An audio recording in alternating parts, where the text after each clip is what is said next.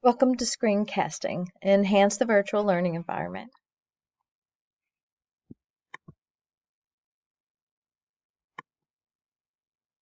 So the goals of screencasting, I'm going to give you an overview of ScreencastOMatic and Screencastify.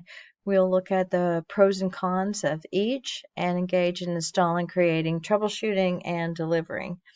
The benefits: you're providing verbal and visual directions, cues, guidelines, and feedback. Students can view and also review. Teachers say it once, absolutely, just once. Provide personalized formative feedback, a number talks, 3 reads protocol, graphing directions, and more.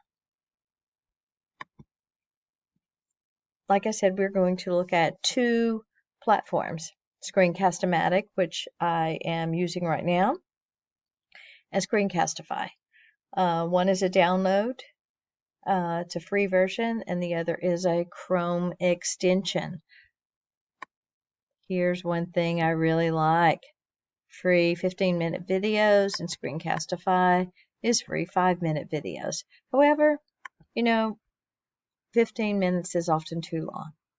So we get ready now, and I want to see what is your motivation, and we're going to do a self-assessment.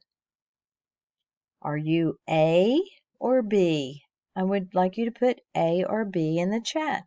A says, your motivation level is 0 to learn screencasting. The caption reads, I thought I'd just stay home today and accept the things I cannot change. Or are you B? Really, only you can tell yourself to giddy up. You're self-motivated. That would be a 10. Really? Some of you are putting A? Okay, I'm just kidding. I see B's all in the chat. So what I did was go to Screencast-O-Matic. It's easy, no account is needed, although I make one, but so I can be able to find my screencasting, click and record. That's just about it. I will take you there in just a minute. It looks just like this, Screencast-O-Matic, start recording for free, and I will show you how to do it.